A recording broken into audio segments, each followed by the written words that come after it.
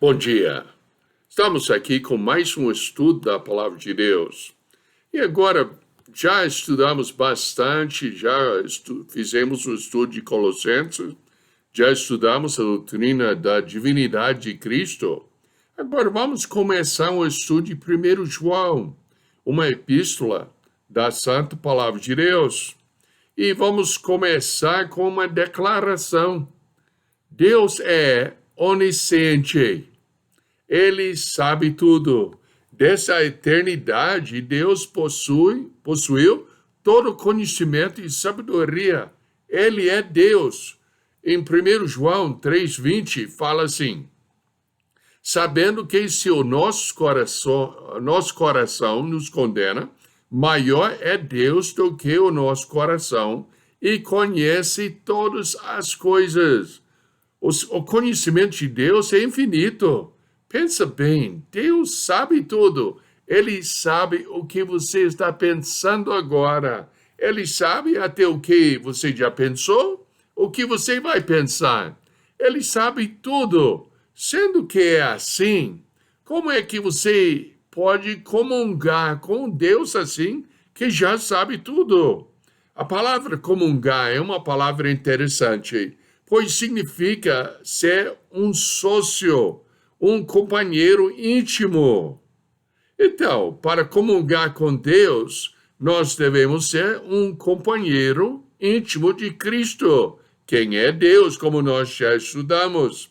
1 Coríntios 1,9 fala assim: fiel é Deus, pelo qual foste chamados para a comunhão de seu Filho, Jesus Cristo, o nosso Senhor. De novo, em 1 João, capítulo 1, verso 3, ele diz assim: o que vimos e ouvimos, isto vos anunciamos, para que também tenhais comunhão conosco. E a nossa comunhão é com o Pai e com seu Filho, Jesus Cristo. Em 1 João 1,7, mas se andarmos na luz como ele na luz está, temos comunhão uns com os outros, e o sangue de Jesus Cristo, seu Filho, nos purifica de todo o pecado. Você deve comungar com o Deus onisciente. Você deve ter comunhão com este Deus onisciente. Mas como é que você pode comungar com um Deus que sabe tudo desde a eternidade? É uma boa pergunta, não concorda comigo? 1 João tem 3 princípios sobre comungando com Deus. Vamos ler 1 João, capítulo 1, versos 1 a 4, que fala o seguinte. E lembra sempre, nesses vídeos, se ficar difícil achar o trecho, então dá uma pausa e acha o trecho, depois pode ler conosco. Agora achou?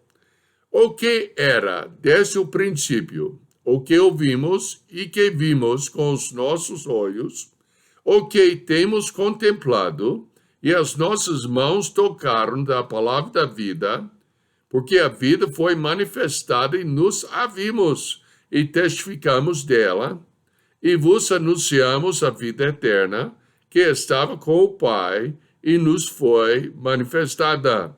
O que vimos e ouvimos, isso vos anunciamos, para que também tenhais comunhão conosco. E a nossa comunhão é com o Pai e com seu Filho, Jesus Cristo. Essas coisas vos escrevemos para que o vosso gozo se cumpra, para ter aquela alegria que Deus quer que a gente tenha, tem que ter comunhão com Deus. Bom, vamos ver os princípios. Primeiro, a base da comunhão com Deus é a sua palavra. Nós não temos aquelas visões, aquele andamento junto com o Senhor, fora da palavra de Deus. Verso 3, ele fala: o que vimos e ouvimos, isso vos anunciamos, para que também tenhais comunhão conosco. E a nossa comunhão é com o Pai. Então, para ter comunhão com Deus, Nós temos que ler o que João viu e ouviu e anunciou, para ter comunhão com o povo de Deus, para ter comunhão com Deus mesmo, com o Deus do povo, e para o vosso gozo se cumpra, para ter a alegria de Deus. O segundo princípio é o que destrui a nossa comunhão com Deus. O destruidor da comunhão com Deus é o pecado. Versos 5 a 7 fala claramente, essa é a mensagem que dele ouvimos e vos anunciamos, que Deus é luz e não há nele trevas nenhumas. Se dizemos que temos comunhão com ele e andamos em trevas, mentimos e não praticamos a verdade. Nós temos um problema hoje em dia, que realmente é um problema que sempre existia.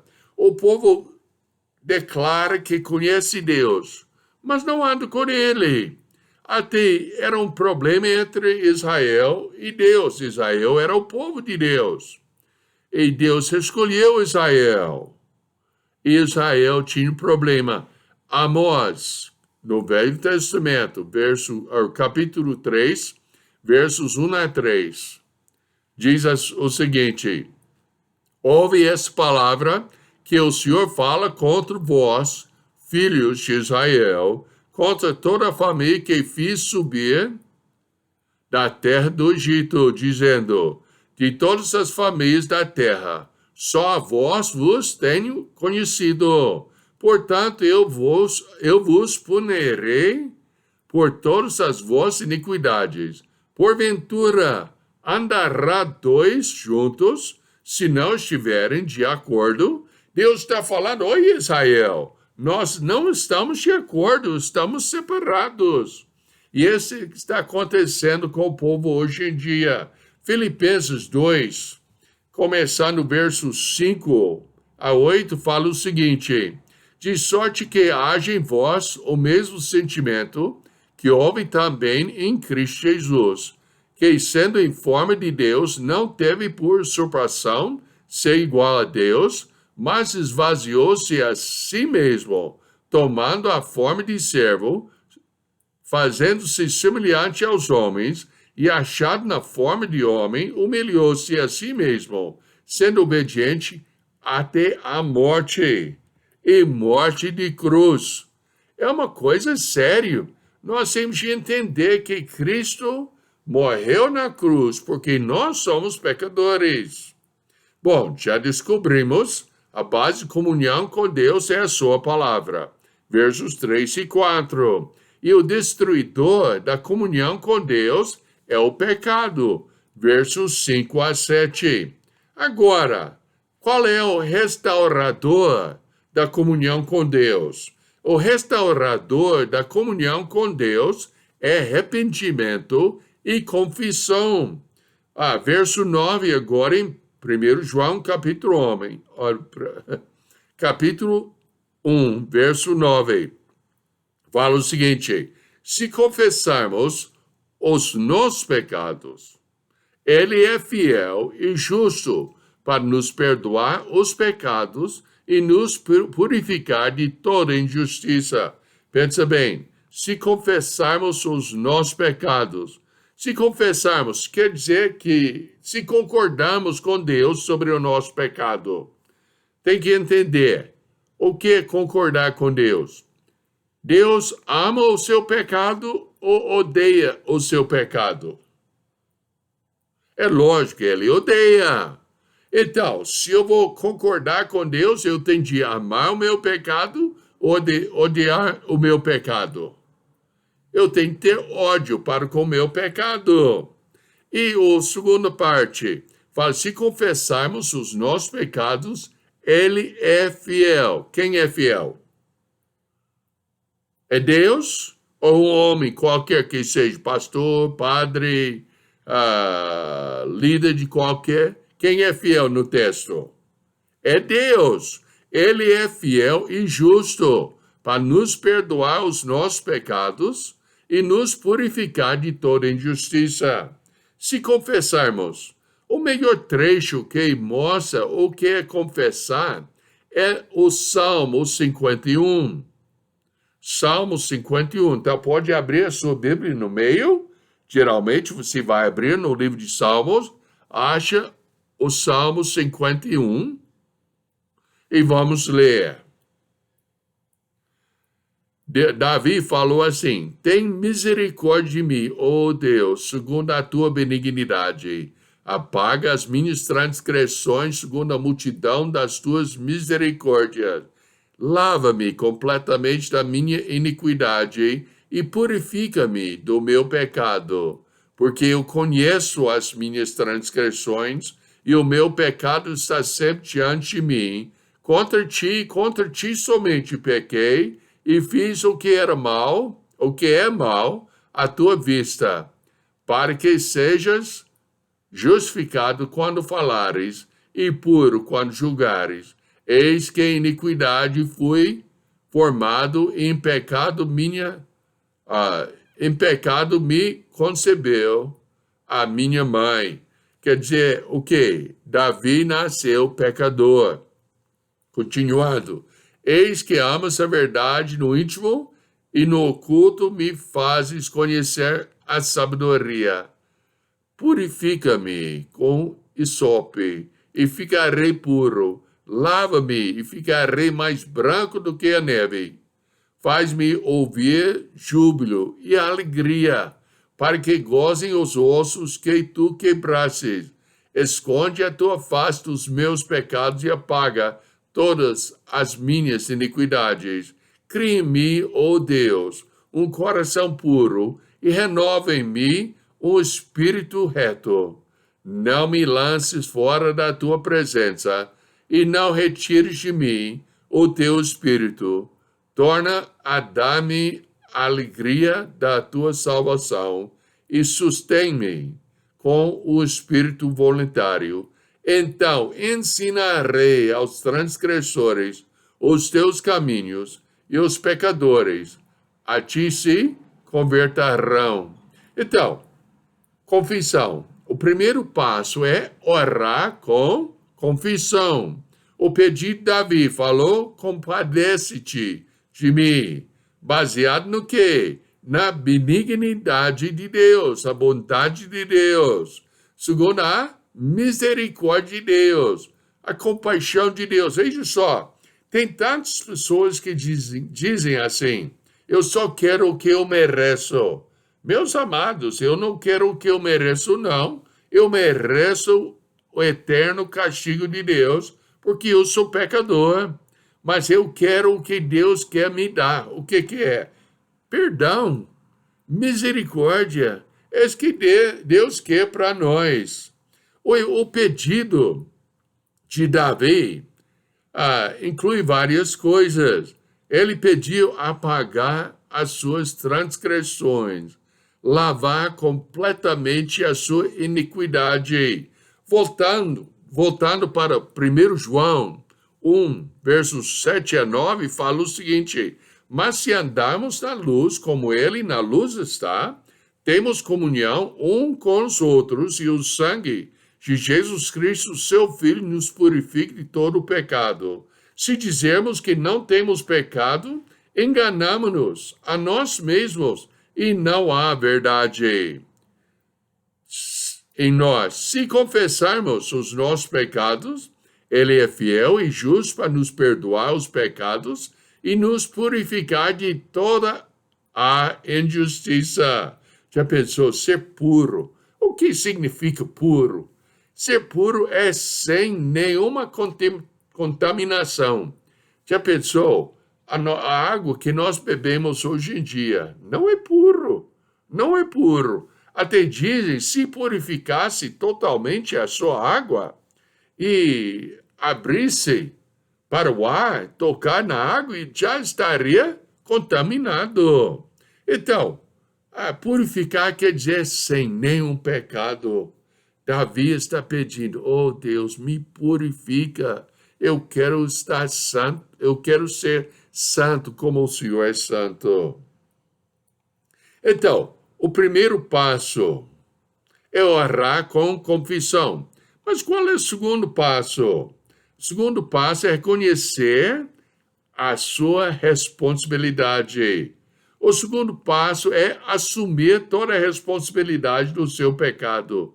Tantas pessoas querem culpar sua tia, sua mãe, seu pai, tudo, quando nós mesmos somos responsáveis por nosso pecado. Os versos 3 a 6 do Salmo 51 fala assim: porque eu conheço as minhas transgressões e o meu pecado está diante de mim, sempre diante de mim. Contra ti somente pequei e fiz o que é mal à tua vista, para que sejas justificado quando falares e puro quando julgares. Então, eu tenti assumir a responsabilidade do meu pecado. Davi diz: pequei contra Deus. Ele não culpou ninguém senão a si mesmo. Ele diz: fiz o mal perante os olhos de Deus. Lembra que Deus é onisciente, ele sabe tudo, ele veja até o nosso coração, ele sabe o que nós somos. E a coisa mais maravilhosa é que, sabendo tudo disso, ele ainda ama você, ele ainda me ama. Ainda me ama e ainda ama você. É uma coisa maravilhosa. Ele declarou no verso 4 que Deus tem razão. Ele falou que Deus é justo no seu falar, Deus é justo no seu julgar. Ele tem todo o direito de nos condenar, porque nós somos pecadores. Também, Davi declarou no verso 5 o seu pecado original. Ele mostra que ele nasceu no pecado. Ele falou: na iniquidade minha mãe me concebeu. Ele não falou que a mãe estava pecando, mas ele falou que ele nasceu pecador. E a Bíblia ensina isso. Em Romanos 3:23 fala: porque todos pecaram e destituídos estão da glória de Deus. Aquela palavra destituídos é interessante. Significa que carecem ou falta. Quer dizer que o padrão de Deus está aqui e nosso procedimento está aqui. Há uma grande diferença entre nosso jeito de pecar e a santidade de Deus. Romanos 5, versos 6 a 8, fala: porque Cristo, estando a nós ainda fracos, morreu a seu tempo pelos ímpios, porque apenas alguém morrerá por um justo, pois poderá ser pelo bom alguém ouse morrer, mas Deus prova o seu amor para conosco em que Cristo morreu por nós, sendo nós ainda pecadores. Quantas pessoas já falaram comigo: eu não sou pecador, eu nunca matei, nunca roubei, nunca adulterei. Eu sempre pergunto também: nunca mentiu? Eles falam: bem, talvez eu menti um pouco, mas todos nós somos pecadores e Cristo morreu por nossos pecados. Davi sentiu-se longe daquilo que Deus queria. Ele sentiu-se longe da verdade e da sabedoria de Deus. No verso 6 ele fala: eis que amas a verdade no íntimo, e no culto me fazes conhecer a sabedoria. Segundo o seu pedido, o Davi queria perdão e restauração. Ele falou nos versos 7 a 12: purifica-me. Ele queria a purificação. Ele pediu: lava-me. Ele falou: faz-me ouvir o júbilo e a alegria. Ele falou: esconde o teu rosto dos meus pecados. Apaga todas as minhas iniquidades. Ele pediu: cria em mim o coração puro. Ele falou: renova dentro de mim um espírito reto. Ele falou: não me repulses da tua presença. Ele pediu: não retires o teu Santo Espírito. Pensa, repouso da tua presença, tira comunhão com Deus. Retires o teu Santo Espírito. Foi dado para servir Deus. Davi queria continuar a servir o Senhor Deus. Ele pediu, não me retires o teu Santo Espírito. Restitui-me, ele pediu, a alegria da tua salvação. Sabe que quando a gente arrepende-se do seu pecado e coloca a sua fé em Cristo, tem uma alegria, porque aquele peso do pecado foi tirado. Mas quando pecamos de novo, parece um peso volta. E ele pediu para restituir a alegria da sua salvação. Com pecado não há alegria. E ele pediu, sustenta-me com o espírito voluntário. E qual foi o resultado? O resultado de ser perdoado e purificado está escrito no verso 3, hein, do Salmo 51. Ele falou assim, então, ensinarei aos transgressores os teus caminhos, e os pecadores a ti converterão. Deus é fiel. Ele é fiel para perdoar os nossos pecados. Ele é fiel para purificar-nos de toda injustiça. Você deve ter comunhão com o Deus onisciente. Como é que você pode comungar com Deus, que sabe tudo desde a eternidade, um Deus santo? 1 João tem 3 princípios que já vimos agora. E a base de comunhão com Deus é a sua palavra. O destruidor da comunhão com Deus é o pecado. E restaurador da comunhão com Deus é arrependimento e confissão. Sabendo que Deus é onisciente e que Ele quer comungar com a gente, então é a nossa responsabilidade rejeitar as nossas vidas, ajeitar as nossas vidas para comungarmos com Ele e rejeitar o nosso pecado e voltar a ter aquela alegria de comunhão com Deus através da leitura bíblica e confissão e abandono do pecado. Durante seu tempo com Deus, restaurar a comunhão com Deus. E Ele vai ter comunhão com você. Pensa bem, Deus que criou o homem para ter comunhão com Ele. E Ele quer que você tenha essa comunhão. Então, ache essa comunhão na palavra de Deus. O pecado que destrói nossa comunhão, mas podemos ser restaurados para Deus, arrependendo do nosso pecado, concordando com Deus sobre o nosso pecado e andando com Ele segundo a sua palavra. Vamos orar. Precioso Pai, nós te agradecemos pela palavra e pedimos que o Senhor possa ajudar cada pessoa a ter comunhão contigo. Talvez tenha alguns que ainda não colocaram a sua confiança no Senhor. Talvez está confiando numa igreja, no batismo, em certas obras, mas não tem aquela segurança da salvação eterna no Senhor.